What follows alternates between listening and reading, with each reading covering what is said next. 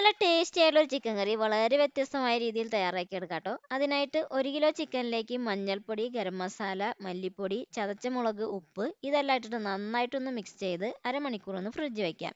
മിക്സിയുടെ ജാറിലേക്ക് 1.5 ടീസ്പൂൺ കാശ്മീരി മുളക് പൊടിയും സാധാരണ മുളക് പൊടിയും മല്ലിപ്പൊടിയും മഞ്ഞൾപ്പൊടിയും ജീരകവും കുരുമുളകും പെരിഞ്ജീരകവും ഇഞ്ചിയും വെളുത്തുള്ളിയും അതുപോലെ തന്നെ മല്ലിയിലയും കുറച്ച് വെള്ളം ഒഴിച്ചിട്ട് നന്നായിട്ടൊന്ന് അരച്ചെടുക്കാം. ഇനി ഒരു ഉരുളിയിലേക്ക് വെളിച്ചെണ്ണ ഒഴിച്ചിട്ട് സവാള ഇട്ട് കൊടുക്കാം. അതിനുശേഷം ഇതിലേക്ക് കുറച്ച് ഉപ്പ് ഇട്ടിട്ട് ഒന്ന് വഴറ്റിയെടുത്ത് പച്ചമുളകും കറിവേപ്പിലയും ഇട്ട് കൊടുക്കാം. ഇതൊന്ന് വഴണ്ടി വന്നതിന് ശേഷം ഇതിലേക്ക് കുറച്ച് സ്പൈസസ് ഒന്ന് ഇട്ട് കൊടുക്കുന്നുണ്ട് കേട്ടോ. ഇനി ഇതിലേക്ക് അരപ്പും കൂടിയും ചേർത്ത് പച്ചമണം മാറുന്നവരെ വഴറ്റി തക്കാളിയും കുറച്ച് വെള്ളവും ഉപ്പും ഇട്ടിട്ട് നന്നായിട്ടൊന്ന് വഴറ്റിയെടുക്കാം. ചിക്കൻ ഇട്ട് കൊടുത്തതിന് ശേഷം ആവശ്യത്തിന് വെള്ളമൊഴിച്ച് അടച്ചു വെച്ച് വേവിച്ചെടുക്കാം. ഇതൊന്ന് ഏകദേശമായി വരുമ്പോൾ കുരുമുളകും ഗരം മസാലയും കറിവേപ്പിലയും ഇട്ടിട്ട് ഇതൊന്ന് കുറുക്കിയെടുത്തതിന് ശേഷം കുറച്ച് മല്ലിയില ഇട്ട് കൊടുത്താൽ മതി.